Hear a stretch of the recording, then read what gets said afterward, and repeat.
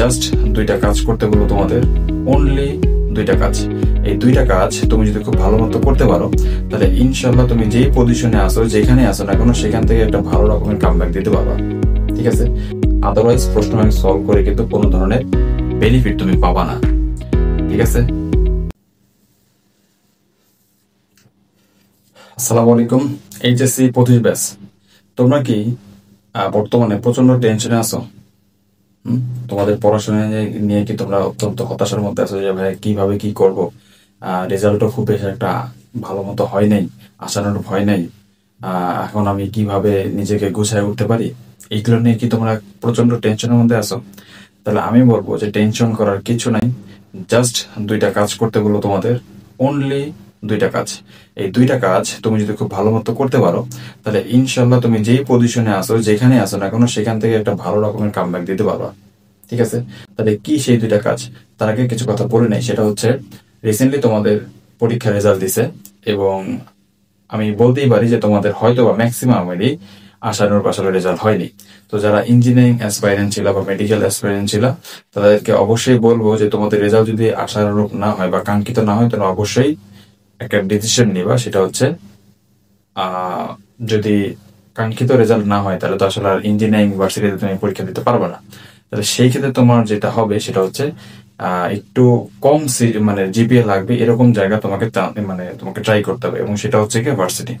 তো সেটাই কিভাবে তুমি এফেক্টিভলি করতে পারবে আমি আজকের ভিডিওতে সেটাই বলবো। তো তোমাদের কি বলছিলাম শুরুতে, দুইটা কাজ। তো প্রথম কাজ সেটা হচ্ছে প্রশ্ন ব্যাংক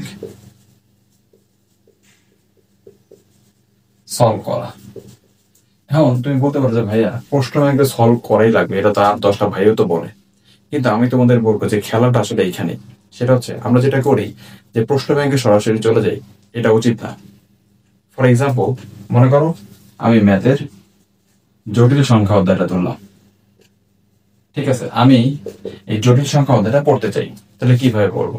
শুরুতেই যে কাজটা করতে হবে যে ওই অধ্যায়ের বেসিক কনসেপ্ট, ডিটেলস না, বেসিক কনসেপ্ট বোঝো, ভালো করে জিনিসটা বোঝো। বেসিক কনসেপ্ট প্লাস এই অধ্যায় রিলেটেড যত সূত্র আছে, এটা কিন্তু খুব ইম্পর্টেন্ট। বেসিক কনসেপ্ট প্লাস যত সূত্র আছে, এটা আগে প্রশ্ন ব্যাংক সলভ করার আগেই বা প্রশ্ন ব্যাংকে ঢোকার আগে এটা আগে খুব ভালো মতো মুখস্থ করতে হবে। অনেক সময় আমরা যেটা করি যে প্রশ্ন ব্যাংক এত বেশি মানে ফ্যান্টাসাইজ হই যে প্রশ্ন ব্যাংক পড়লে বুঝে হয়ে যাবে না। প্রশ্ন ব্যাংকের মাধ্যমে তুমি জাস্ট টাইপ গুলো কমন পাবা এবং প্রশ্নের ধরন তুমি বুঝতে পারবা। বাট এটা যদি তুমি করতে পারো, বেসিক কনসেপ্ট প্লাস কি সূত্র, তখন ওই টাইপ যেভাবে ঘুরে দেখ না কেন, তুমি কিন্তু এই দুইটার সাহায্য নিয়ে প্রবলেম সলভ করতে পারবা। কিন্তু আমরা এটা করি না। আমরা কি করি, জাস্ট এটা একটু নয় ছয় ভাবে পড়ি, সূত্রগুলো ঠিক মতো মেমোরাইজ পড়ি না। প্রশ্ন ব্যাংক সলভ করার সময় যায় বারবার আটকে যাই এবং বারবার আমাকে ব্যাক করা লাগে অধ্যায়ের মধ্যে। সো এটা যাতে তোমাদের না হয়। ঠিক আছে? তো সবার আগে কি করতে হবে, কনসেপ্ট প্লাস সূত্র, এটা মানে প্রশ্ন ব্যাংক সলভ করার আগে এইটা পড়তেই হবে তোমাকে। ঠিক আছে? মানে এটা খুবই খুবই খুবই ভালো মতো আগে মুখস্থ করতে হবে, তারপর তুমি অধ্যায়ের মধ্যে ঢুকবা। ঠিক আছে? এই গেল হচ্ছে একটা কাজ, একটা কাজ। এবং এটা কিন্তু শুধুমাত্র ম্যাথের জন্য সত্য তা কিন্তু না, তুমি এটা ফিজিক্স এবং কেমিস্ট্রির ক্ষেত্রে অ্যাপ্লাই করবা। ঠিক আছে? আগে অধ্যায়ের ম্যাথমেটিক্যাল যে সূত্রগুলো আছে, এটা আগে খুব ভালো মতো প্র্যাকটিস প্লাস মেমোরাইজ করতে হবে, দেন তুমি কিন্তু কোথায় যাও, প্রশ্ন ব্যাংক সলভের মধ্যে যাবা। দুই নাম্বার কাজ এটা, সেটা হচ্ছে প্রচুর এক্সাম দাও।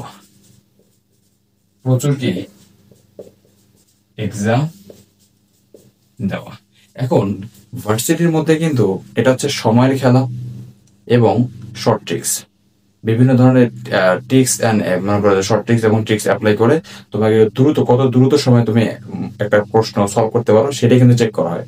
অর্থাৎ কম সময়ের মধ্যে কত ইফেক্টিভলি তুমি আনসার করতে পারতেছো। এবং এটার জন্য দরকার তোমাকে প্রচুর পরিমাণে এক্সাম দাও। আর এই এক্সাম তুমি চাইলে বাসায় বসে বসে দিতে পারো, অথবা কোচিং যদি পড়ে থাকো বা যে কোনো অনলাইন প্ল্যাটফর্মে যেতেই হোক না কেন, তোমাকে আগে অধ্যায়টা শেষ করার পরে সাথে সাথে কি করতে হবে, পরীক্ষা দিতে হবে। এতে করে হবে কি, তুমি ওই অধ্যায়ের যে ভুলগুলো ছিল সেটা বুঝতে পারবা।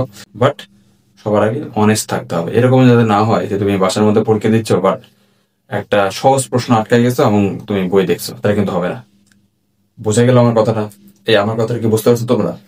হ্যাঁ, তাহলে এই যে দুইটা কাজ, এই যে দুইটা কাজ, আসলে এই দুইটা কাজের মধ্যে কিন্তু সবকিছু লুকায় আছে। ঠিক আছে, এই দুইটা কাজের মধ্যে কিন্তু সবকিছু লুকায় আছে। যে প্রশ্ন আমি সলভ করতে হবে, আমি পরীক্ষা দিতে হবে, শেষ। সো আমি আশা করব তোমাকে আমি যেইভাবে বললাম যে আগে অধ্যায়ের বেসিক কনসেপ্ট এবং সূত্রগুলো আগে খুব ভালো মতো জেনে নাও, দেন প্রশ্ন ব্যাংক সলভ করা। আদারওয়াইজ প্রশ্ন ব্যাংক সলভ করে কিন্তু কোনো ধরনের বেনিফিট তুমি পাবা না। ঠিক আছে, ওকে। এবং আমি নিজে এই অ্যাডমিশন রিলেটেড ভিডিও বানানোর চেষ্টা করি, তোমাদেরকে গাইডলাইন করার চেষ্টা করি। এবং এই টাইপের ভিডিও যদি তোমাদের পছন্দ হয় তাহলে অবশ্যই অবশ্যই চ্যানেলটাকে একটু সাবস্ক্রাইব করে রাখো এবং একটু কমেন্ট শেয়ার করে দিও। ঠিক আছে, সবাইকে অসংখ্য অসংখ্য ধন্যবাদ। আসসালামু আলাইকুম।